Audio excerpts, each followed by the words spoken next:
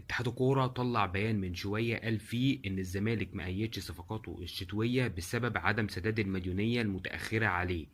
بس الوزير أشرف صبحي تدخل وأجبر اتحاد الكورة إنه ينزل أسامي الصفقات الشتوية للزمالك على السيستم بدون ما يدوس أكسبت. وبالتالي ده بقى حاجة اسمها نص قيد أو قيد موقوف لحين السداد. بمعنى ايه؟ بمعنى ان بمجرد ما يتم السداد او جزء من المديونيه يتم سدادها لاتحاد الكوره، الاتحاد هيدوس اكسبت وبالتالي هيتم قيد اللاعبين. طيب الكلام ده قانوني ولا مش قانوني يا جماعه؟ الكلام ده فضيحه، ما حصلتش في اي حته في العالم. الكلام ده غير قانوني وغير صحيح. ولو حصل الكلام ده وصفقات الزمالك الشتويه اتأيدت بعد سداد جزء من المديونية، الكلام ده فضيحة، فضيحة، وهيودي الكورة المصرية في داهية.